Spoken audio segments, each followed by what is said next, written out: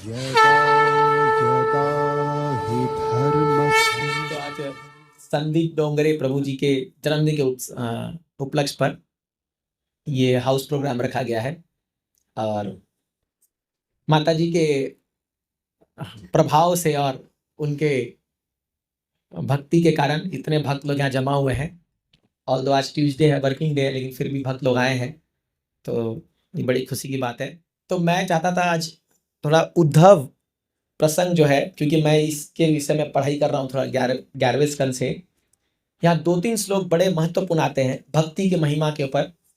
तो इस पे हम 2-3 श्लोक पे चर्चा करेंगे और उद्धव की महानता, भगवान अपने भक्त से कितना प्रेम करते हैं, इस पर चर्चा करें। तो आप देखोगे 11वें स्कंद में उद्धव जी भगवान कृष्ण को, जब भगवान कृष्ण जस्ट इस धरती से लीला समापन करके जाने वाले हैं और उद्धव जी एकदम लास्ट में इनको अप्रोच करते हैं। बड़ा ही सुंदर प्रसंग है, बहुत सुंदर तरीके से भगवान वो एक बरगद के पेड़ नीचे बैठे हुए हैं और चतुर्भुज रूप में है भगवान, वहां पर द्विभुज रूप में नहीं है, क्योंकि भगवान नारायण के थ्रू आते हैं और उसी रूप में फिर चले जाते हैं। वास्तव में कृष्ण जो है वो गोलोक वृंदावन के वासी हैं, तो उनका इस भौतिक संसार से कोई संपर्क नहीं है, कोई भी संपर्क नहीं है।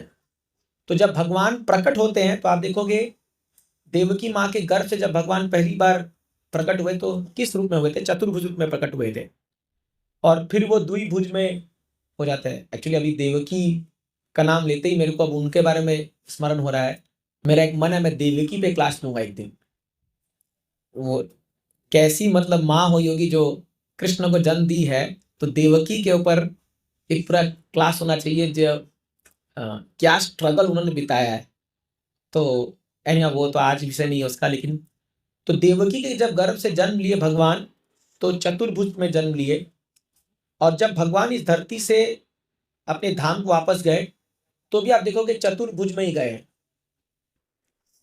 और बोलते हैं जब भगवान गए ना तो सभी देवता लोग अपने अपने लोक पे खड़े हुए थे माला पकड़ के उनका स्वागत करने के लिए, कि भगवान जाते हो, जैसे मान लीजिए प्राइम मिनिस्टर जा रहा है तो कि सोचता चाहता हमारे घर में रुक जाए, या कभी गुरु महाराज जब आते थे तो मंदिर से निकलते थे ना तो कई सारे गृहस्थ लोग जिनका घर बीच में पड़ता था तो वो इंतजार करते थे कि अगर महाराज कभी हाँ बोल दे तो आ जाए।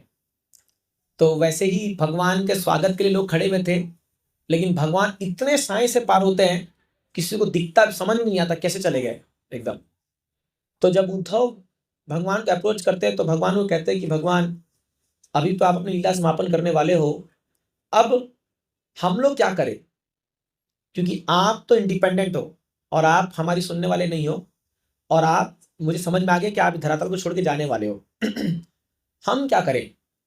सबसे पहला बात भगवान अर्जुन क्या बोलते उद्धव को, उद्धव मेरे जाने के बाद इस संसार में मत रहना। संसार मत रहना मतलब भौतिक जीवन में मत रहना। तुरंत बोलते हैं, तुरंत इससे निर्लिप्त होकर के बद्रिक आश्रम चल जाना, वहां जाके मेरे भक्तों की संग में केवल मेरा ही चर्चा करना। इस प्रकार से तुम इस भौतिक संसार के ये जाल में कभी फंसोगे नहीं और तुम भी अंतोदगत्वा मुझे प्राप्त करोगे। ये भगवान का पहला इंस्ट्रक्शन था उद्धव को। तो उद्धव बोलते हैं भगवान आप ये बोल तो बड़ी आसानी से रहे हो, लेकिन आपने जो ये माया संसार बनाया है वो इतना पेचीदा है, इतना कॉम्प्लेक्स है कि एक व्यक्ति न चाहते हुए भी उसमें फंस जाता है, ना चाहते हुए फंस जाता है, इतना पेचीदा आपने बनाया है। तो भगवान बोलते हैं ये बात तो सच बोल रहे हो तुम। तो फिर उद्धव क्या करते हैं, उद्धव भगवान से एक एक करके वो सारे प्रोसेसेस को निकलवाते हैं जिनके द्वारा एक व्यक्ति संसार को पार करके उनके धाम तक पहुंच सके। सब, इसलिए आप 11वें स्कंद में देखोगे ज्ञान योग है, कर्म योग है, अष्टांग योग है, सारे योग का वर्णन भगवान करते हैं। इवन आपको अष्टसिद्धि कैसे प्राप्त करनी है, अनिमा लगिमा प्राप्ति वसैता काम वसैता, ये जो 8 प्रकार की सिद्धि है वो भी भगवान बता रहे कैसे प्राप्त करना है। वो भी अगर किसी व्यक्ति को चाहिए कि मुझे जो मन में आए मैं कहीं से भी प्राप्त कर लूं, मैं छोटा बन जाऊं या बड़ा बन जाऊं, वो सब भगवान बता रहे हैं यहाँ पर। बट अन्य भगवान बताते हैं अर्जुन, हे उद्धव ये सब बकवास है। इतना चैप्टर बोलने के बाद बोलते हैं ये सब बकवास है, ये कुछ काम का नहीं है। जो मेरी शुद्ध भक्ति करता है वो कभी भी इन चीजों को नहीं चाहता है, कभी भी नहीं चाहता। उसका एक ही गोल होता है, वो है मैं। और जो व्यक्ति अपने मन को केवल मेरे में स्थित करता है वो सबसे बड़ा योगी है। जहां भगवान बोल रहे हैं कि तुम अष्टांग योग करो, वहां भी प्रभुपाद जी बोले भक्ति करो। तो प्रभुपाद जी बताते हैं कि कंक्लूजन क्या है भगवत गीता का, वो है भक्ति। भजते, जैसी शब्द भजन का आता है तो भजन मतलब क्या, भक्ति। जहां भक्ति नहीं है वहां भजन कैसे होगा। और ये भजते जो शब्द है ये रूट वर्ड है भज, भज धातु। तो जिसको बोलते हैं मूल शब्द, लाइक फॉर एग्जाम्पल आपने ऐसे शब्द सुने होंगे, शस्त्र, शास्त्र, शासन, ये सब सस मूल शब्द से आए हुए हैं। संस्कृत का जो शब्द है सस, सस मतलब डिसिप्लिन या किसी को कंट्रोल करना, तो उसी से बना है शस्त्र। आप शस्त्र से भी कंट्रोल करते हो किसी को। शास्त्र, शास्त्र से कंट्रोल करते हैं ना, शास्त्र पढ़ने पर आदमी भाई ये करना है ये नहीं करना है। शासन, शासन मतलब क्या करना, रूल करना। ये देखो इससे संस्कृत के एक एक वर्ड इतने महत्वपूर्ण है कि उसी से समझ में आता है कि क्या बोलना चाह रहे हैं। इसलिए जैसी भगवान भजते शब्द बोलते हैं तुरंत हमारे आचार्यगण पकड़ते हैं कि भगवान यहां भक्ति की बात कर रहे हैं।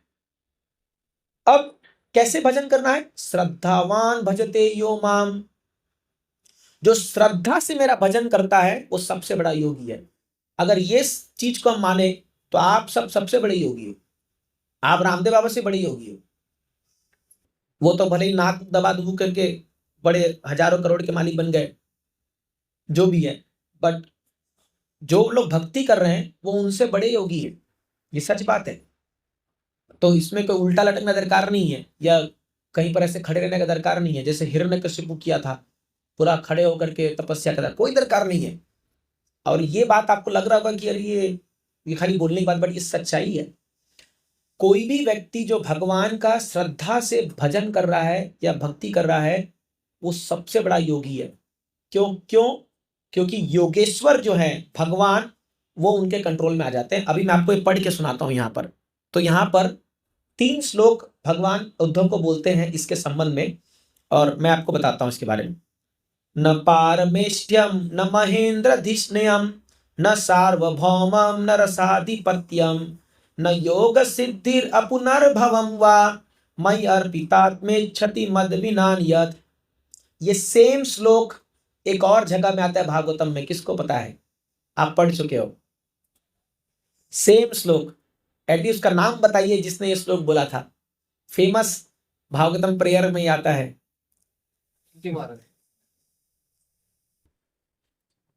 छठे स्कंद में वृत्रासुर, वृत्रासुर जब असुर था और इंद्र जब उनको मारने आया था तो वृत्रासुर खुद बोलता है इंद्र को मारो मेरे को। वृत्रासुर बड़े राक्षस बन गए थे ना, तो इंद्र भगवान से जाकर के वज्र लेके आया था उसको मारने के लिए। दधीची मुनि का जो हड्डी से जो अस्त्र बना था, और जब लड़ाई हो रहा था तो इंद्र डर जाता है, ये मार नहीं सकता मैं इसको भाई। तो वृत्रासुर बोलता है मार मेरे को। फिर ये श्लोक गाते, 3 श्लोक गाते, उसमें बोलते हैं कि मुझे ये सब कुछ नहीं चाहिए, न महेंद्र लोक, न तुम्हारा इंद्र लोक चाहिए, न रसाधिपत्यम, न सभी आताल लोक, पतल लोक या इंद्र लोक, महर लोक, मुझे कुछ नहीं चाहिए, न ब्रह्म लोक, न मुझे ब्रह्मा का पोजीशन चाहिए। क्यों? क्योंकि मेरा जो कॉन्शियसनेस है वो भगवान पे फिक्स्ड है। तुम जैसे ही मुझे मारोगे मैं भगवत धाम जा रहा हूं, तुम पड़े रहो संसार में, मैं भगवत धाम जा रहा हूं। तो कोई अगर युद्ध देखेगा तो कोई बोलेगा अरे वृत्तासुर तो हार गया, वो उसकी मृत्यु हो गई तो वो हार गया, बट वो हारा नहीं, वो जीत गया। वो मर के भी भगवत धाम को प्राप्त किया, और इंद्र यहां जीत के भी हार गया। समझ रहे? तो ये श्लोक वहां पर आता है, बहुत फेमस श्लोक है ये। 3 श्लोक में प्रार्थना करते वृत्रासुर भगवान। तो ये बताते हैं भगवान उद्धव कह रहे हैं, हे उद्धव, जो व्यक्ति मेरे में अपने चेतना को लगाता है वो कभी भी न पारमेष्ठ्यम, पारमेष्ठ्यम मतलब ब्रह्मा जी का स्थान, वो कभी ब्रह्मा का स्थान को प्राप्त नहीं चाहता है, न महेंद्रधिष्ण्यम, न वो इंद्र लोक स्वर्ग लोक को चाहता है, न सार्वभौमम, न वो पृथ्वी का सम्राट बनना चाहता है, न रसाधिपत्यम, और नहीं रसाधिपत्यम मतलब नीचे का तल, तल अतल पाताल सुतल, इसके लोक का मालिक बनना चाहता है, न योग सिद्धि, उसको कोई सिद्धि नहीं चाहिए कि मैं कोई बड़ा फेमस बन जाऊं, या इवन मैं कोई बड़ा कलाकार बन जाऊं, मैं कोई बड़ा सिंगर बन जाऊं। ये भी सिद्धि है ना, सिंगर बनना, म्यूजिशियन बनना, ये भी एक सिद्धि है। क्रिकेटर बनना, ये सिद्धि है। उसको कुछ नहीं चाहिए। फिर क्या, अपुनर्भवम वा, और नहीं वो इस संसार से, जन्म मृत्यु के संसार से मुक्ति चाहता है। सोचिए, आप भक्ति की पराकाष्ठा देखिए। ये दुनिया में जितने भी लोग हैं, जो इवन स्पिरिचुअलिस्ट भी है, वो लोग एकदम मार्क्स क्या चाहते हैं कि संसार से मुक्ति। लेकिन भक्त लोग ऐसे होते हैं जिनको ये भी नहीं चाहिए। तो क्या चाहिए उनको, अपुनर्भवम वा मई अर्पितात्मयि क्षति मद विनान्यात्, वो केवल मुझे चाहते हैं। This is pure devotional service, only Krishna. इसलिए भगवान क्या कहते हैं, सर्वधर्मान् परित्यज्य माम एकम शरणं व्रज, एकम, only me. This is pure devotional service, ये शुद्ध भक्ति है। तो इसलिए भक्तों को कुछ नहीं चाहिए। और इसीलिए शास्त्र में श्लोक आता है कि तीन जो प्रकार के लोग होते हैं, मुक्ति, सिद्धि एंड भुक्ति, मुक्ति सिद्धि कामी, सकल अशांत, कृष्ण भक्त निष्काम अतएव शांत। तो भक्तों का शांति कारण क्या है, उसको कुछ चाहिए ही नहीं। जिसके मन में कुछ डिजायर नहीं है कोई चीज के लिए, ऑटोमेटिक शांत रहेगा ना। व्यक्ति अशांत क्यों होता है, जब कुछ चीज कामना है, कुछ चाहिए और मिलता नहीं है, तो व्यक्ति अशांत होता है। बट जैसे ही मन, अब इसका मतलब ये नहीं कुछ इच्छा नहीं है, उसकी सारी इच्छाएं भगवान में कन्वर्ट हो जाती है। लाइक फॉर एग्जाम्पल, आज प्रभु जी का जन्मदिन है, तो हो सकता था होटल में जा करके बढ़िया कुछ पार्टी वार्टी मनाते कि नहीं मनाते लोगों के साथ, शायद नहीं मनाते। प्रभु जी को देख के लगता तो नहीं ऐसा कि मनाते, लेकिन फिर भी ऐसा कर सकते थे। अब कितने लोग करते नहीं क्या, पार्टी में जाएंगे, रात को 12 बजे चढ़ा के आ जाएंगे। लेकिन हमारे भक्त लोगों को देखो, कुछ भी मौका होगा कार्यक्रम, भगवान को याद करेंगे। भगवान कृष्णा कौन से, यही तो डिजायर को कन्वर्ट कर दिया। हम थोड़ी बोल रहे कि हम, एक्चुअली हम लोग जितना फंक्शन करते हैं, मेरे ख्याल से कोई नहीं करता होगा। अपन जितना प्रोग्राम करते हैं, मतलब रियली, और वो तो रोक के रखा है बोल कर, नहीं तो हर दिन कहीं ना कहीं कार्यक्रम हो, हर दिन। आज का मेरे को 3 इन्विटेशन है, 3 जगह से आ रखा है कि प्रभु जी आज ट्यूसडे है, कार्यक्रम चल रहे, यहाँ आना है।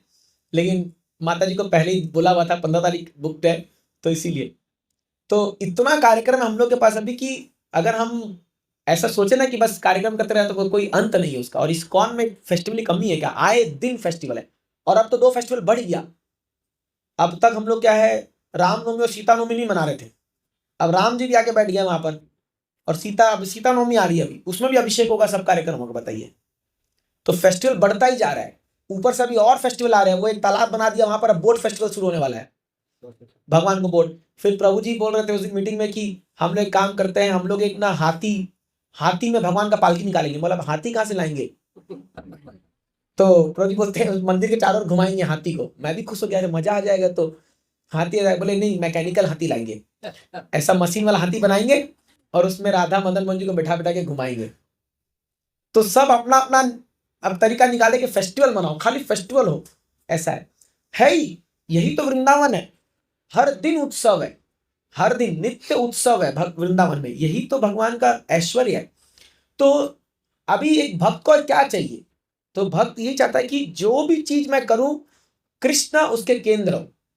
तो भक्ति क्या होती है, जब आप केंद्र को अपने से हटा करके भगवान में लगा देते, बस दैट इज, वही चीज करना है। सब चीज कीजिए आप एकदम बढ़िया। अगर माताओं को बहुत सजना सवरना है, बहुत सजिए धजिए, पूरा 10-10 किलो सोना पहन के आइए, लेकिन कृष्ण के सामने पहन के आइए, बाकियों के सामने नहीं, कृष्ण के सामने पहन के आइए। और अगर आपका सोना से मना गया तो कृष्ण को पहना दो, कौन मना कर रहा है आपको, है कि नहीं। राधा रानी तो खड़ी है ऐसे हाथ करके, लो चढ़ाओ इनको। तो इसीलिए क्या है, everything can be devoted for Krishna, everything, हर चीज को हम कृष्ण के लिए यूज कर सकते हैं। इसलिए जब बाहर वाले लोग हमको देखते हैं ना, उनको बड़ा एनवी होता है, उनको लगता है यार ये लोग गजब है, इनके पास सारी सुविधा।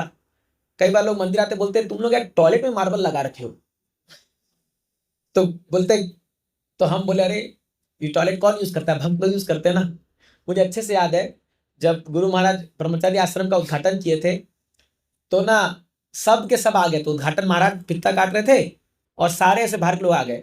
तो हम भी अपना रूम दिखा रहे थे, ये देखिए मैं महाराज को मेरे रूम लेके आया था, मतलब महाराज एक बार रूम में आप चरण रख दीजिए। हाँ, तो महाराज हमारे रूम में आए थे अंदर, महाराज बोले वेरी नाइस 5 स्टार होटल है।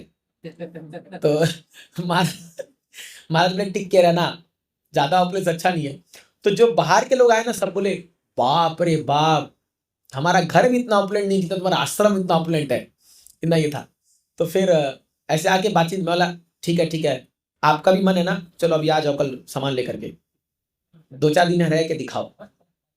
तो वो बोला नहीं मैं ठीक हूँ अपने घर में, भले वहां मैं लात खा रहा हूँ लेकिन मैं ठीक हूँ, चलेगा।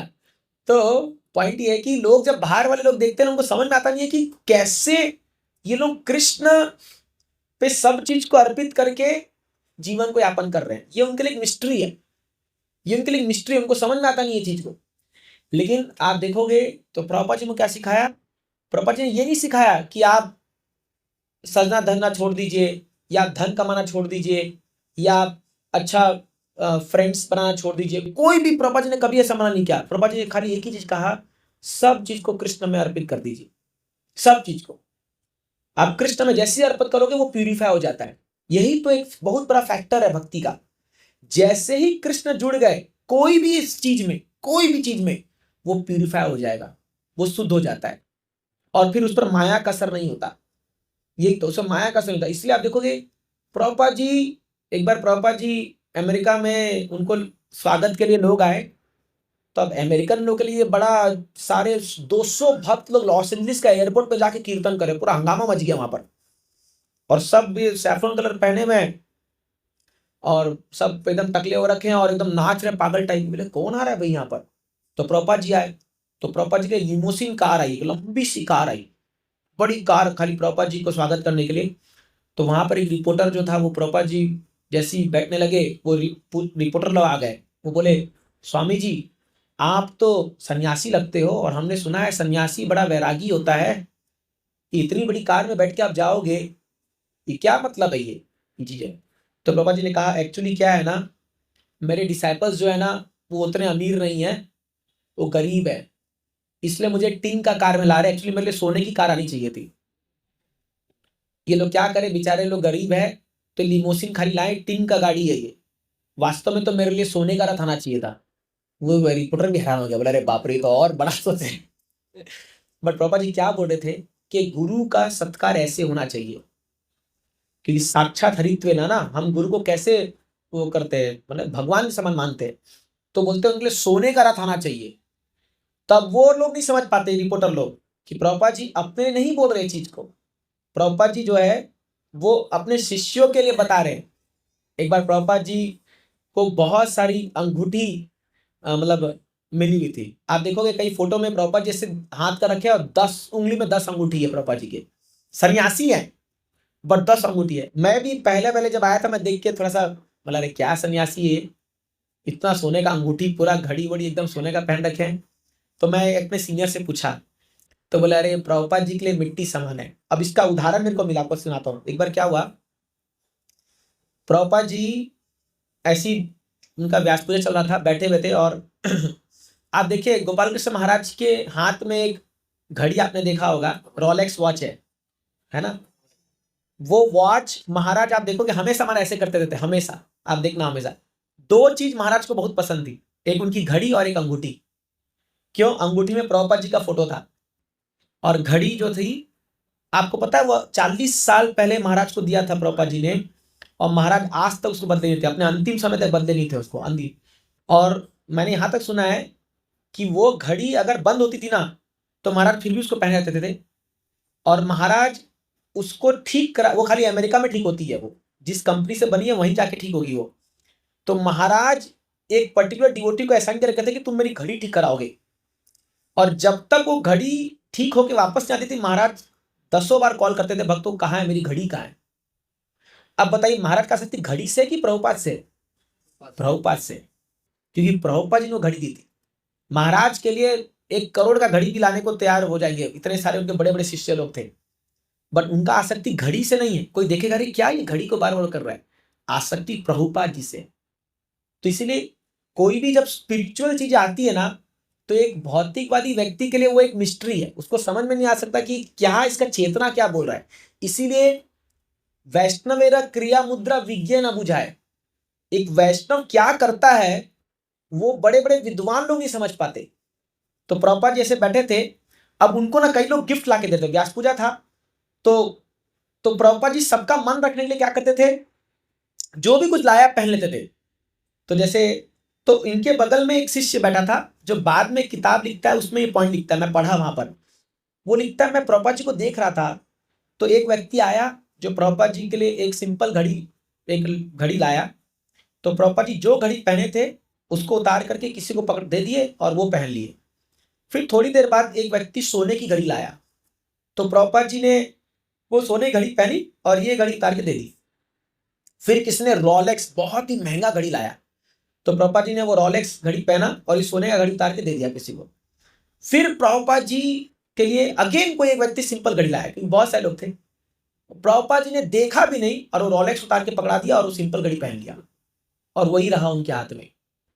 तो अब ये भक्त क्या बोला, ये देख रहा था, मैंने देखा कि प्रभुपाद जी एक बार भी नहीं देखे कि मेरे हाथ में कौन सी घड़ी है।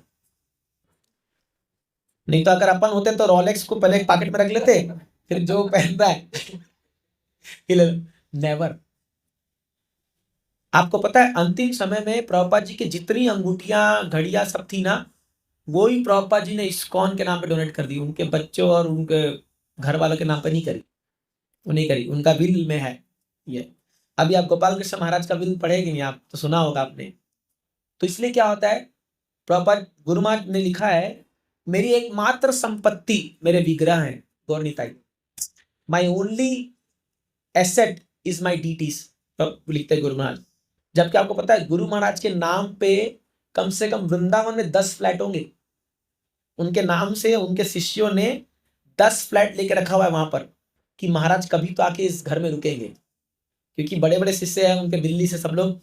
लेकिन महाराज आज तक कभी भी इस्कॉन छोड़े कहीं नहीं रुके, कहीं नहीं, कहीं नहीं। इवन मुझे ये भी पता है कि एक बार महाराज अमेरिका में कहीं गए थे, तो एक बेस सेंटर था, बेस सेंटर मतलब जैसे हम लोग यूथ लोग रहते हैं और खाली टेम्पल हॉल था वहां पर, और सब लोग हॉल में चटाई बिछा के सोते थे और वही कॉमन बाथरूम यूज करते थे।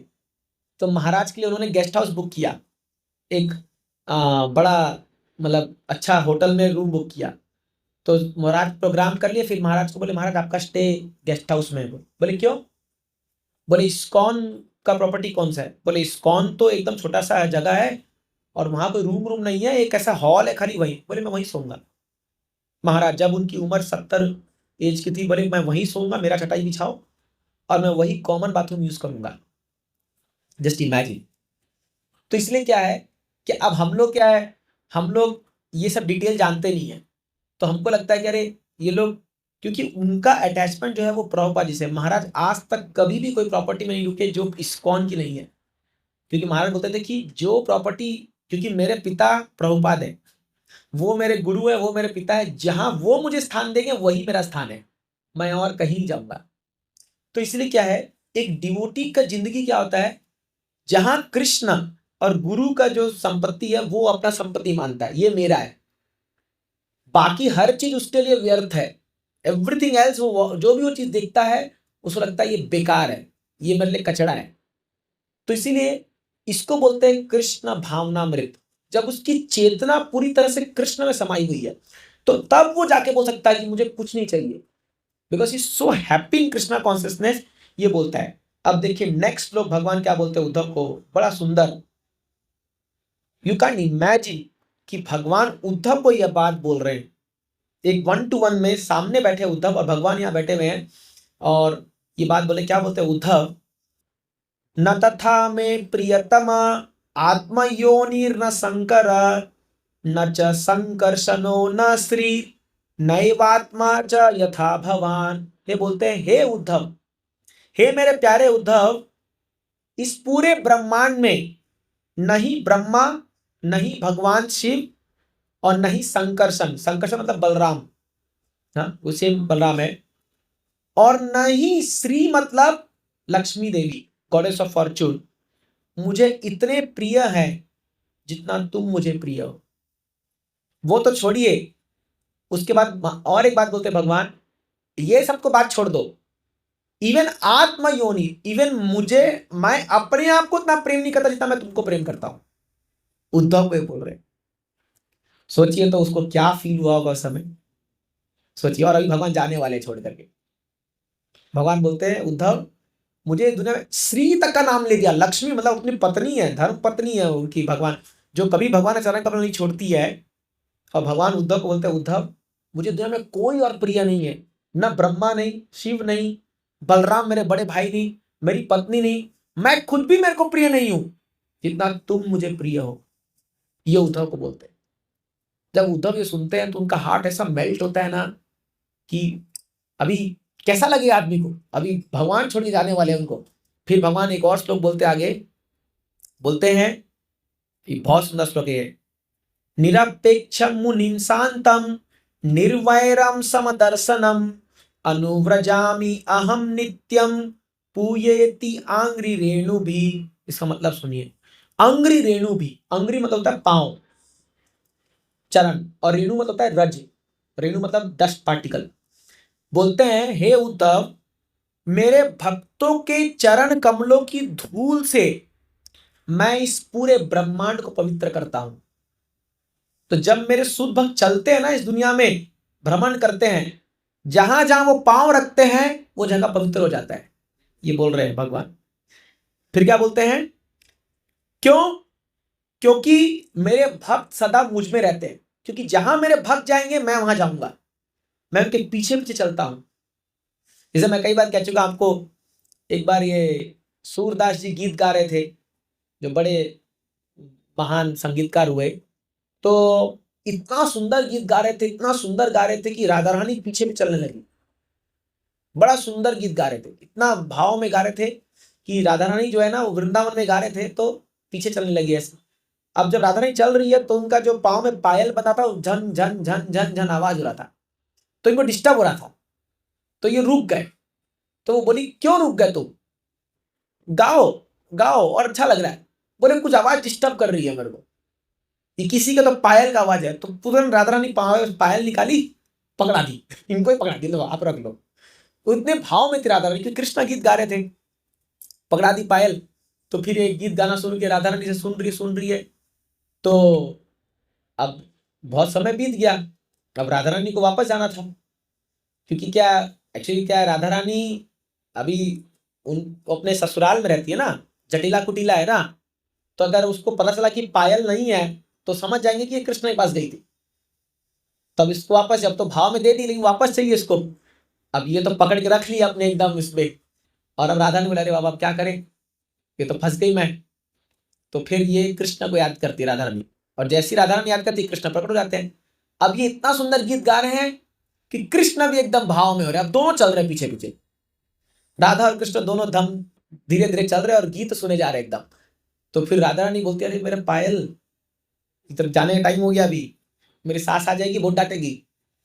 ये बहुत बढ़िया लीला है, राधा रानी कैसे छुप छुप के आती थी ये कृष्ण से मिलने के लिए। तो फिर कृष्ण कृष्ण वहां रुक जाते हैं, कृष्ण और राधा रानी दोनों रुक जाते हैं, और कृष्ण पुकारते हैं सूदास को, बोलते हैं, सूदास पीछे देखो। बोले, जिसको तुम पुकारे हो वो आ गया है, जिसको तुम गा रहे हो वो आ गए हैं। तो उनको महसूस होता है, अरे भगवान अब सामने खड़े हैं, भगवान पीछे मुड़ते हैं। तो बोलते हैं, तो भगवान दिव्य दृष्टि देते हैं सूरदास को, और अपने आंखों से जो है युगल जोड़ी का दर्शन होता है उनको, राधा कृष्ण दोनों खड़े हैं सामने, युगल जोड़ी का दर्शन होता है। तो वो एकदम देख करके अवाक रह जाते एकदम। और फिर कृष्ण उनसे पायल मांगते हैं, राधा रानी का पायल दो, तो तुरंत निकाल के दे देते हैं। फिर बोलते हैं, मांगो क्या वर मांगते हो तुम, इतना तुमने आज हमको मेरे को प्लीज किया है हम दोनों को, कि जो मांगो वो देने को तैयार हूं, मांगो क्या चाहिए। तो पता क्या बोलते सूरदास, बोलते आंख वापस ले लो, फिर से अंधा बना दो। बोलते क्यों? बोलते क्योंकि अब जब आपने मुझे दृष्टि दी है तो मैंने इस दृष्टि में आप दोनों को बैठा लिया है, एक में कृष्ण एक में राधा, और मैं चाहता हूं अब दुनिया में कोई और वस्तु मेरे आंख में घुसे नहीं, इसलिए अंधा बना दो। ये मांगते हैं भगवान सची, कि मैं जस्ट भगवान को स्मरण करता रहूं। और सच भी है, अभी अपन जितना अड़ंग बड़ंग देखते हैं उतना ही माइंड में घुसता है ना वो सब चीजें। तो अगर हम लोग केवल कृष्ण को देख के रखें तो कितना अच्छा, केवल भगवान स्मरण, और वही तो करना है, अंतकाल से माँ में वह स्मरण वही करना है। तो देखिए ये जो है, ये जब भक्त लोग जब चलते हैं ना तो अपने हृदय में ऐसे भगवान को बैठा के रखते हैं, और वो जहां जहां जाते हैं वो जगह को पवित्र करते हैं। फिर आगे क्या कहते हैं, जब मेरे भक्त चलते हैं मैं पीछे पीछे चलता हूं। आई always follow the footstep of my pure devotees. जब मेरे भक्त चलते हैं मैं पीछे चलता हूं। इनफैक्ट ये भी कहा गया, जब आप हरिनाम संकीर्तन निकलते हो ना, हाँ, भज गौरांग कह गौरांग लोह गौरांगेर नाम रे, जे गौरांगेर नाम लोय से होय हमार प्राण रे। तो ऐसे जब निकलते हैं तो बताते हैं नित्यानंद प्रभु और चैतन्य महाप्रभु साथ में चलते हैं। और जो जो जब भक्त बोलता है भज गौरांगो कहो गौरांगो, अरे गौरांग का नाम लो, तो जैसी वो गौरांग का नाम लेता है इधर से गौ निताई आ जाते हैं। बोलो क्या चाहिए, समझ ना। आपको ये मजाक लग रहा होगा, बट शिला भक्ति सिद्धार्थ ठाकुर जी, उनका लीला आप अगर भक्ति सिद्धांत का वैभव पढ़ोगे उसमें लिखते हैं, एक बार क्या हुआ, सुबह सुबह योगपीठ, अभी अपन मायापुर यात्रा जाएंगे, जिनको जहां, इसलिए मैं एडवर्टाइज करते था बीच में ये सब नाम लेकर के, ताकि लोगों के मन में आए कि जाना है जाना है। तो एक बार योगपीठ में रहते थे, सुबह सुबह 5:30 वहां पर सूरज जल्दी उग जाता है, भागे अपने रूम से और बोले गौर निताई गौर निताई गौर निताई। सभी शिष्य पीछे भाग रहे हैं, गुरुदेव क्या हो गया? बोले तुमको दिख नहीं रहा, गौर निताई कीर्तन में जा रहे, चलो मृदंग लेके आओ। सोची, एकदम सच्ची घटना ये। और भाग रहे, उनके पीछे पीछे जा रहे हैं। तो शुद्ध भक्त लोग को देख पाते हैं कि गौर निताई जा रहे हैं संकीर्तन में। इसलिए जब भी जब संकीर्तन होता है ना तो हमको उनका स्वागत करना चाहिए। उनको या तो आप शामिल नहीं हो सकते, एटलीस्ट अप्रिशिएट करना चाहिए, क्योंकि पीछे पीछे गौर निताई चलते हैं, ये सच्ची बात है।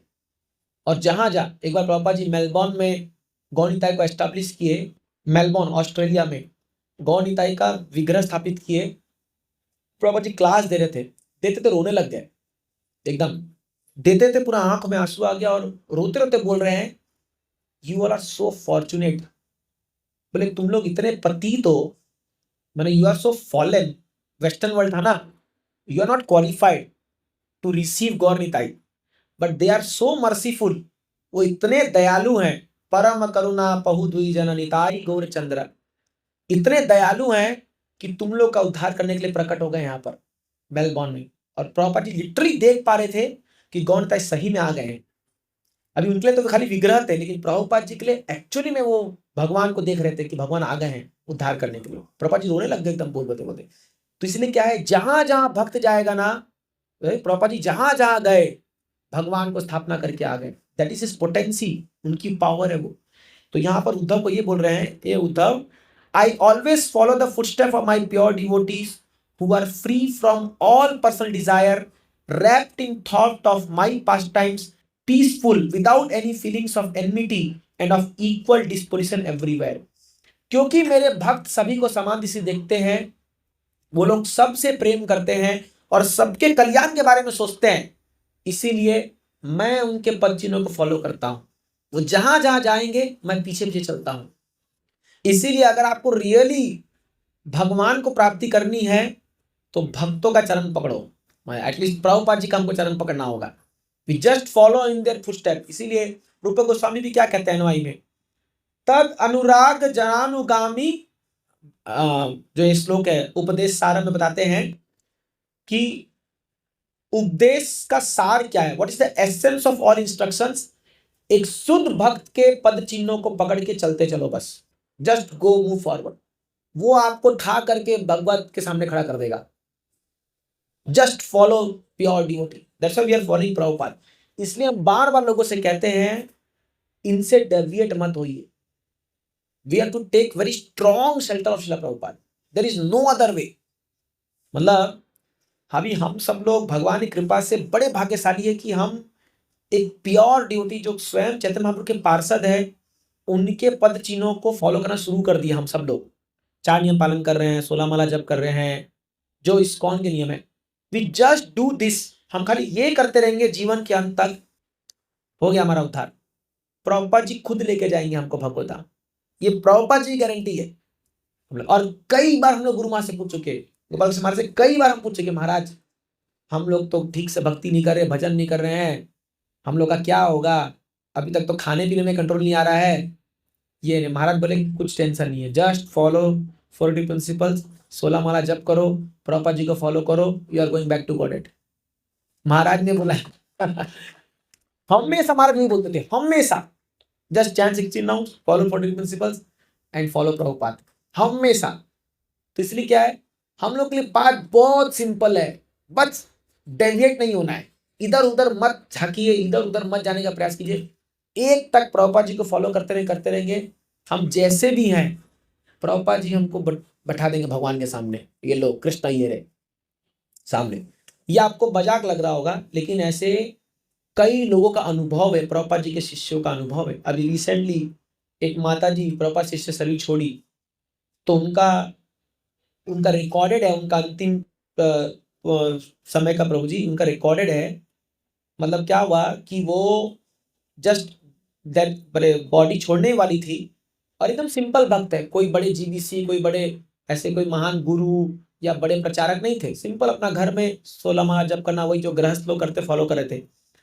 और जब अंतिम समय आ गया तो उनके जो पति थे उन्होंने तो तुलसी पत्ता और सब ला के रख दिया, तो उनकी आंख बंद थी, उनको ऐसा लगा कि अब ये चली गई है, तो बट उन्होंने प्राण नहीं छोड़ा था, वो एक तरह से कॉमा में चली गई थी, मतलब कॉन्शियस खत्म हो गया था पूरा ऐसा। बट थोड़ी देर बाद वो सडनली उठ के बोली, वो बोली अपने हस्बैंड को बोलती है, बोले that side is very beautiful. वो बोली उनको, ये रिकॉर्डेड है, कि आपको पता नहीं है मैं कहां जा रही हूं, इतना सुंदर स्थान है वो कि मतलब वो अनइमेजिनेबल है। और बोलती है जो जो प्रभुपाद जी ने लिखा है अपने किताबों में वो सब मुझे दिख रहा है। जस्ट इमेजिन, एक आम आदमी शरीर छोड़ता है तो उसको यमराज यमदूत दिखेंगे, है कि नहीं, यमराज भी दिखेंगे तो महाजन है, यमदूत दिखेंगे। लेकिन जब एक भक्त से छोड़ता है, अब आप बोलोगे अरे ये आप लोग खाली ना प्रचार करने का ऐसा बोलते हैं, अच्छा चलो अब एक भक्त तो अब देखिए कदम कानन स्वामी महाराज का देख लीजिए, भक्तिदीप महाराज देखिए, कितने लोगों का रिकॉर्डेड हिस्ट्री है ये। महाराज खुद अपने लास्ट में क्या बोले थे, oh that side is so beautiful, there is full of festivals. वो आदमी अभी शरीर छोड़ने वाले हैं, क्या पेन होगा उनके शरीर में आप सोचिए, और बोल रहे हैं full of festivals, Krishna is waiting for you. तो इस सच्चाई को हम लोग को अपने दिमाग में बैठा कर रखना चाहिए कि वो हमारे इंतजार कर रहा है वो चीजें। हम लोग यहाँ पर पगला के बैठे हुए, अरे ये नहीं हुआ, वो नहीं हुआ, ये नहीं मिला, अरे भगवान हंस रहे होंगे हमको देख करके, देखो इस मूर्ख को, मैं यहाँ पर इसके लिए पूरा वो बना के रखा हुआ हूँ, पूरा फेस्टिवल इतना सुंदर बना के रखा हूँ, और ये यहाँ पर पागल तक भटक रहा है। तो अगर आप गुरु की दृष्टि से देखोगे ना, प्रभुपाद ऋषि से या भगवान ऋषि से, ये दुनिया में जितने भी लोग जो भी काम करे ना, सब बेवकूफी कर रहे हैं। मतलब अगर शास्त्र दृष्टि देखोगे, इसलिए भगवान खुद क्या है, चैतन्य बाबू क्या है, यही मूर्ख बोलते हैं अपने शिष्य, बोलते हैं ये मूर्ख है, ये विषय मांगता है मेरे से, ये मेरे से मांगता है धनम देही जनम देही सुंदरीम देही, ये देही वो देही, हाँ यही मूर्ख, आमी विज्ञ, ये मूर्ख है, लेकिन मैं तो विज्ञ हूं, मैं जानकार हूं, विषय के ना देबा, क्यों दूंगा इसको विषय में। भगवान बोलते हैं स्वचरणामृत दिया विषय भुलाईबा, इसको ऐसा टेस्ट दूंगा ना मेरे भक्ति का, सब कुछ भूल जाएगा। भगवान खुद बोल रहे चैतन्य महाप्रभु जी के। तो क्या है, ये जो रियलिटीज है ना स्पिरिचुअल वर्ल्ड की, ये हमेशा हमारे माइंड, हमारे आंखों के सामने होना चाहिए। तब क्या होगा, आप इस दुनिया में जो भी आपको इस तकलीफ आ रहा है ना, ये आपके लिए एकदम तुच्छ बन जाएगा, आपको लगेगा कि कुछ नहीं है। बट प्रॉब्लम किनको होती है, जो इसी को अपना दुनिया मान के बैठे हुए, यही सब कुछ है मेरे लिए। फिर जब वो छूटता है ना तो उनको बड़ा पेन होता है, अरे अभी क्या करें, अभी तो हमने जीवन जिया नहीं था, ये नहीं किया वो नहीं किया। अरे जब अगर पहले से हमको पता है कि भाई वो टेम्पररी है ही चीजें, तो उसके लिए क्या उतना वो करना, उसके लिए इतना क्यों परेशान होना। जो अपने कर्मानुसार आया आया, जो नहीं आया बढ़ो, क्योंकि हमारे लिए बड़ा चीज इंतजार कर रहा है। तो इसीलिए जब कई लोग हमें कहते हैं कि अरे आप लोग कैसे ये सब छोड़ सकते हो, ये सब कैसे कर सकते हो? अरे इतना बड़ा चीज हमारा इंतजार कर रहा है कि ये चीजें कुछ नहीं है उसके सामने।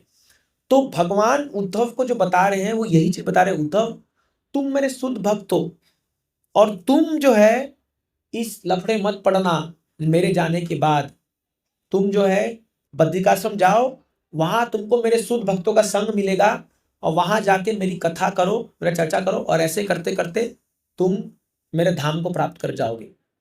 तो क्या होता है कि अब ये सब जब हम शास्त्र जो लोग पढ़ते नहीं है ना, तो उनको क्या है, ये सब चीजें एक लगता है इमेजिनरी है, लेकिन जो लोग भक्ति करते हैं ना, उनको ये चीज सामने दिखता है, अरे इतना बड़ा चीज मेरे सामने वेट कर रहा है। इसलिए आप देखिए, कोई भी जब श्रीला प्रभुपाद जी शरीर छोड़े, तो उनका जो लास्ट जो आप रिकॉर्डेड है उनके किताब में, तमाल कृष्ण महाराज ने एक किताब लिखी जिसका नाम है टीके जी डायरी।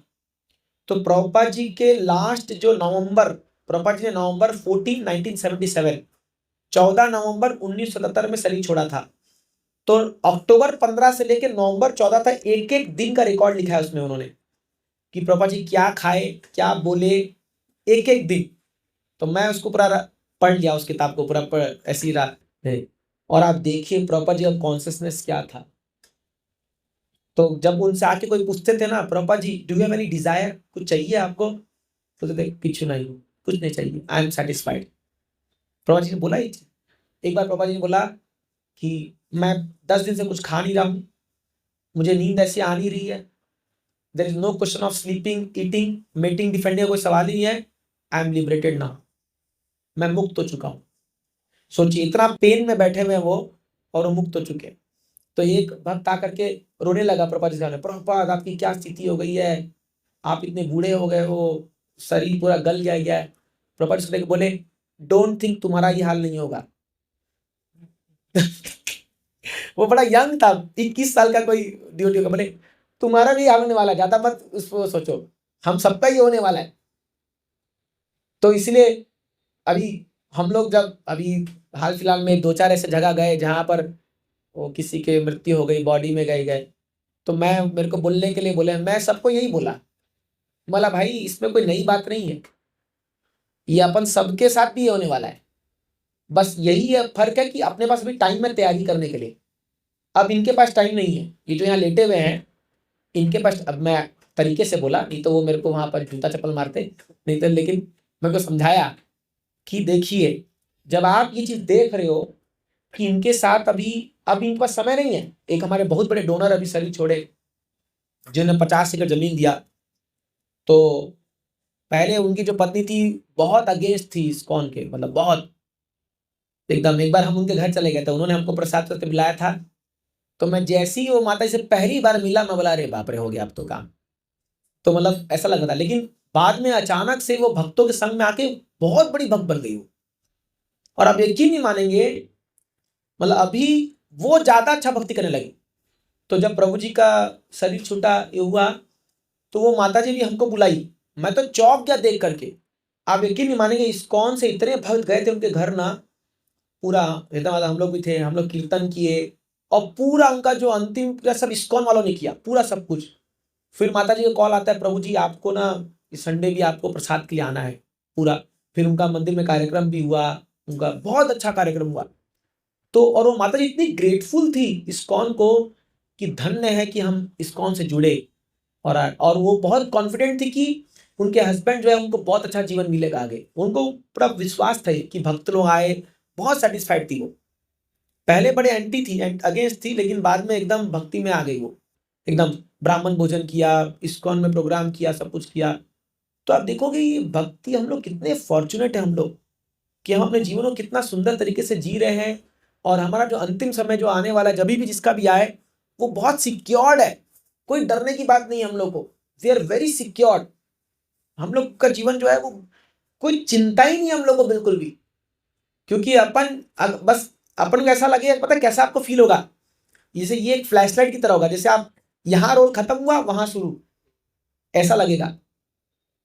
अब देखना, आप अगर पूरा जीवन में भक्ति करोगे ना, अच्छे से भगवान में स्मरण करोगे ना, तो जैसे लाइटनिंग होता है, जैसे मान लो अभी लाइट गया, लाइट आया, तो लाइट जब बंद होगा आपको लगेगा यहाँ आंख बंद हुई, और लाइट खुलेगा आप भगवत धाम में आंख खोलोगे, और कृष्ण गोपगण यशोदा में सब सामने खड़े होंगे। अब आपको लग रहा होगा प्रभु जी अब क्या बोल रही है, ये सच्चाई है।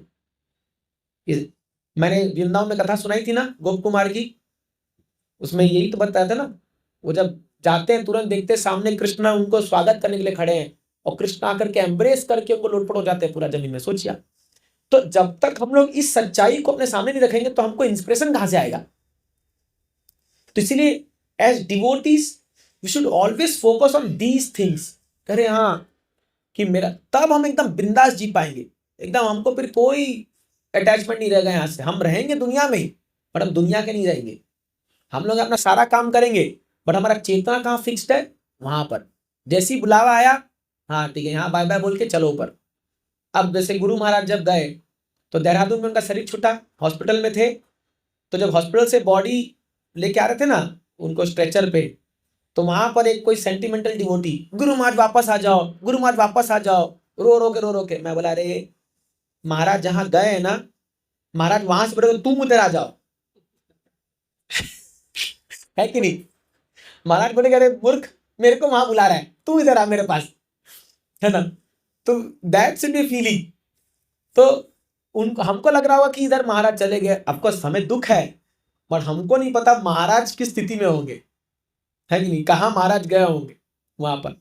तो इसीलिए बहुत सारे बड़े बड़े वैष्णव लोग ने सब उनके बारे में गुणगान क्या किया, और सब लोग यही बोल रहे थे, बोले अरे you don't know he perfected his life. और वो हमारे लिए एग्जाम्पल सेट करेगा कि पूरा जीवन कैसे भक्ति में रह करके प्रभुपाद जी के आगे को पालन करके हमको भी ऐसे ही अपने जीवन को यापन करना है और ऐसे ही हमको करना है। तो अब जो टाइम हमारे पास दिया गया है उसको तरीके से जी ले, मतलब जो शास्त्र बता रहा है। क्योंकि एक बात याद रखिए, शास्त्र की बात कभी झूठी नहीं हो सकती है, इम्पॉसिबल है, ये हो ही नहीं सकता। ये भागवतम में जो जो भगवान बोल रहे हैं ये कभी झूठा नहीं हो सकता। चाहे कोई दुनिया में कितना ही ड्रम बजा कर कोई कितना ही बड़ा बड़ा बात बोल ले, कुछ भी बोल ले, भगवत गीता और श्रीमद् भागवतम कभी गलत नहीं हो सकते। आप खाली इस पे विश्वास रखिए कि जो शास्त्र बोल रहा है ये 100% करेगा, एंड दैट्स ऑल। और जितना हम अपनी जिंदगी को शास्त्र के नजदीक लाते जाएंगे ना, उतना हम इस दुनिया से परे होकर जीवन जीना शुरू कर देंगे। प्रॉब्लम क्या हम लोग के साथ, हम शास्त्र से अर्थ करके अपना ही मनगढ़ंत जिंदगी जीते हैं। जो अपना माइंड सोचता है कि हम ये कर लेते हैं, वो कर लेते हैं, ये कर लेते हैं, वो कर लेते हैं, nothing will work. At the end of the day जो शास्त्र बोल रहा है आपको उसी को ही एक्सेप्ट करना पड़ेगा, क्योंकि वो ही इटर्नल ट्रूथ है, वही सत्य है। इसलिए लोचन दास ठाकुर कहते हैं ना कि असत्य सत्य को मानी, हेनो निताई बिना, वो सॉन्ग है ना, कि मैं जिंदगी भर जो असत्य है उसको सत्य मान के चल रहा था और मैंने अपने जीवन को पूरा बर्बाद कर दिया। इसलिए हम लोग कितने भाग्यशाली हैं कि इस शास्त्र के माध्यम से प्रभुपाद जी ने हमारे सामने सच्चाई को रख दिया है एकदम, और एकदम ब्लंट ट्रूथ सामने रख दिया है। अब बस करना क्या है, इसको फेथफुली फॉलो करना है। इसलिए मैंने क्या कहा था, श्रद्धावान भजते यो माम, just have faith and follow, then we are going towards perfection of life. इससे बड़ा और क्या देंगे हमको, बताइए। इसीलिए आप कभी गुरु और आचार्य का कभी कर्ज नहीं चुका सकते। हम कितना भी कर ले जिंदगी में, आप कभी भी हमारे परंपरा का हम कर्ज नहीं चुका सकते, क्योंकि जो चीज वो हमको दे रहे हैं, इस दुनिया में कोई वस्तु नहीं है जिसको हम दे करके उनको चुका दे, वी कांट गिव। तो इसलिए we should very proud for परंपरा। इसलिए मैं जब भी हमारे सड गोस्वामी प्रभुपाद जी और आचार्य को देखता हूँ ना, ऐसे उनकी परंपरा, मुझे लगता है अरे यार कोई टेंशन ही नहीं है, मस्त, जस्ट फॉलो देम, उनको फॉलो करो और हमारा लाइफ सक्सेस की ओर आगे बढ़ता जा रहा है। और करना क्या अपने को। तो इसीलिए सभी भक्तों से यही निवेदन हम करते हैं कि इस इस्कॉन रूपी बोट में बैठे रहिए, उतरने का प्रयास मत कीजिए। किसी किसी को रहता है ना, ट्रेन में बैठते हैं तो बड़ा अस्कट लगता है, ये हो रहा है, अरे और उतर के भागने का प्रयास करते हैं। थोड़ा तकलीफ होता है इस बोट में। क्या है, एक जगह बैठे रहो तो पाँव दर्द होता है, थोड़ा अकड़ लगता है, या कभी कभी ज़्यादा भर जाते तो ठूसते लोग, धक्का लगता है, ये लगता है। बट हमको एक ही काम करना, बैठे रहिए बस, डोंट लीव डाउन, माने छोड़ के मत जाइए, बाकी काम भक्त लोग कर लेंगे। इसलिए हम लोगों से यही कहते हैं। चलिए मैं आज भी एक माता जी को डांट रहा था, एक प्रकार से आराम से डांट रहा था, मतलब आप संडे प्रोग्राम नहीं आता, यही समस्या आपकी। वो ऐसा बोले प्रभु जी भक्ति में बहुत कम हो गए हम लोग, ये हो गए, ये हो गए। मैं बोला कुछ कमी नहीं हुआ है, खाली आपका प्रॉब्लम ये है कि आप प्रोग्राम नहीं आते हो। आप प्रोग्राम आओगे ना, बाकी काम हम कर लेंगे। तो होता क्या लोगों के साथ, यही प्रॉब्लम है। वो सोचता है अभी क्या फायदा जा करके, सेम ही तो कथा होगी, सेम ही कीर्तन होगा, सेम ही भक्तों का चेहरा दिखेगा, सेम ही होगा। ऐसा लोग, कई बार लोग सोचते हैं अरे चलो आज कुछ और काम कर लेते हैं, ये कर लेते हैं। यही माया पकड़ लेती है। जैसी माया मन में घुसा देती है, मैं प्रोग्राम क्यों जाऊं, खत्म गए। और जो आप ये सोचते नहीं बस प्रोग्राम जाना है, मतलब जाना है, आप बस वो आप मंदिर में घुस गए गेट के अंदर, बाकी का हम कर लेंगे, फिर आपको नहीं सोचना है। तभी तो हम सैटरडे संडे प्रोग्राम करते हैं, चाहे पनवेल हो चाहे यहाँ हो। बट मैं अपने कांग्रेस में देख रहा हूँ, जो भी लोग इससे दूर हटे हैं प्रोग्राम से, वो अभी वो चिल्ला रहे, रो रहे हैं, अब क्या करें प्रभु जी, जपा नहीं हो रहा है, ये नहीं हो रहा है, वो नहीं हो रहा है, ये नहीं हो रहा है। मतलब आई कांट डू एनीथिंग, मैं कुछ नहीं कर सकता। क्योंकि ये जो प्रोग्राम हम बनाते हैं ना, इसमें आपके सारे सवालों का जवाब मिलेगा आपको। जस्ट कीप अटेंडिंग, आप देखिए, जस्ट कीप अटेंडिंग, और आप देखोगे अपने आप प्रगति करोगे, अपने आप, आपको कुछ करना ही नहीं। और ये प्रोग्राम एटलीस्ट जब तक मैं जीवित हूं तब तक तो रहेगा, तो इसलिए आपको तब तक टेंशन नहीं लेना। Just keep come to, just program में आ जाओ, भले कुछ समझ में आए नहीं आई है। तो इसलिए क्या है, जब लोग इसको, एक्चुअली हम लोग भी ऐसी भक्ति की है, नॉट अ सिंगल प्रोग्राम हमको मिस करते थे, नहीं, वी कांट, बिकॉज वही लाइफलाइन है हम लोग के लिए। बट भक्त लोग सबसे बड़ी गलती क्या करते हैं, प्रोग्राम मिस कर देते हैं। और प्रोग्राम मिस करते हैं, फिर माया पकड़ती है उनको, और फिर जो है उनको जितना भक्ति किए थे और नीचे गिर जाते हैं स्तर पे। क्योंकि आप अकेले माया से लड़ नहीं सकते, ये संभव नहीं है। कोई भी इस दुनिया में अकेले माया से लड़ नहीं सकता, हमको संग चाहिए। जब सब भक्त लोग आते हैं साथ में, जोरदार कीर्तन होता है, कथा होता है, वहां माया घुस नहीं सकती है। वो एक आपको शील्ड बना देते हैं। वहां पर आप जैसी उस संगति में आते हो ना, तो वहां पर सभी भक्तों के एक आशीर्वाद से वो शील्ड बन जाता है, वहां माया घुस नहीं सकती है। आपको पता है चीजें, ये बात मैं नहीं बोल रहा हूं, ये बात सुखदेव गोस्वामी नहीं, अपने सौनक ऋषि बोलते हैं भागवतम में। वो क्या बोलते पता है, जब परीक्षित महाराज कथा सुन रहे थे, तो बताते हैं कि हे सुत गोस्वामी, आप कथा बोलते रहिए, क्योंकि जब तक ये कथा चलती रहेगी हमें मृत्यु छू नहीं सकती है। बोले क्यों, क्योंकि यमराज भी कथा में ही बैठे हुए हैं। ये श्लोक है भागवतम में। बोले यमराज खुद महाजन है ना, वो स्वयंभू शंभु नारद यमराज, बोले वो खुद कथा में बैठे हुए हैं। और अभी जैसे मान लीजिए आप सब कथा में बैठे हो, तो एटलीस्ट जो आपके अगल बगल बैठे हैं, आप चाहोगे कि वो लोग शांति से बैठे रहे, है कि नहीं है। तो यमराज किसी को डिस्टर्ब करना चाहते, तो इसलिए अगर दूत आ भी रहे होंगे लेने के लिए, तो यमराज बोलेंगे अभी नहीं, बाद में आना, जब तक कथा चली तब तक कोई तुम्हारा अधिकार नहीं है यहाँ पर। ये शास्त्र, ये श्लोक है भागवत में, मैं मन से नहीं बोल रहा हूं। तो सोचिए आप, इसलिए कोई व्यक्ति अगर 24 घंटा कथा सुन रहा है तो डर ही नहीं है, उसको कुछ है ही नहीं डर। यही, बट हम लोग सुन नहीं सकते 24 घंटे, तो एटलीस्ट हफ्ते में 2 घंटा तो सुन लो, 1-2 घंटा।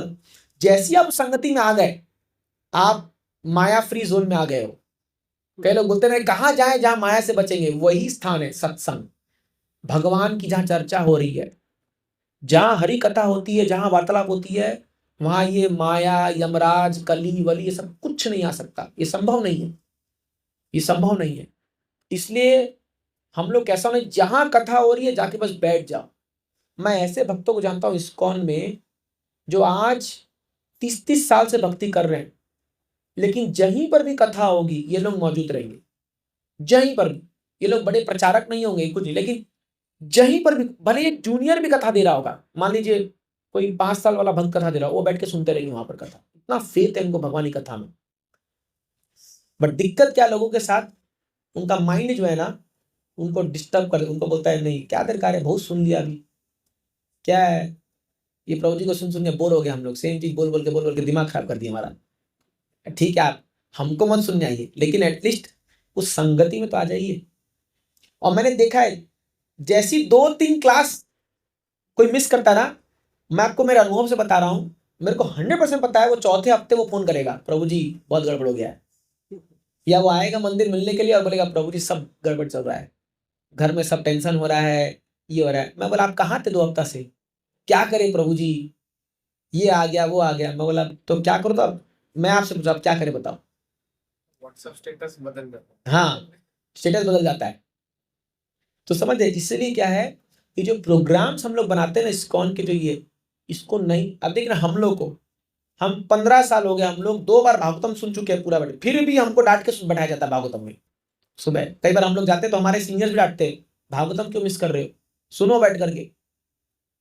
सेम मंगल आरती वही शमशाद दावा 15 साल हो गया गाते गाते, लेकिन आज भी एक दिन नहीं आते ना तो लोग डांटते हैं, हाँ टेम्पल पर से डांटते हैं, वेयर आर यू मंगल आरती। अच्छा है, अच्छा है, ये हम लोग के आश्रम में बहुत सुविधा ये है कि अरे एटलीस्ट हम लोग एक सिस्टम में, जहां कोई ना कोई कान डांट पकड़ करके वो करेगा, सेम चीज, बट वही तो, यही तो माया से बचाव है।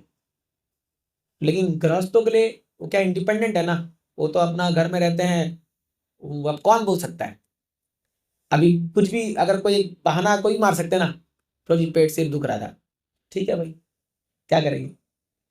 तो समझ, इसलिए क्या है, अपनी भक्ति अपने हाथ है, कोई इस दुनिया में आपको पकड़ के नहीं लेके जाएगा, पकड़ ले अनलेस आप अगर वो इंस्पिरेशन, वो आप इंटरेस्ट नहीं दिखाओगे तो एक सर्टेन पॉइंट तक कोई आपको फॉलोअप करेगा।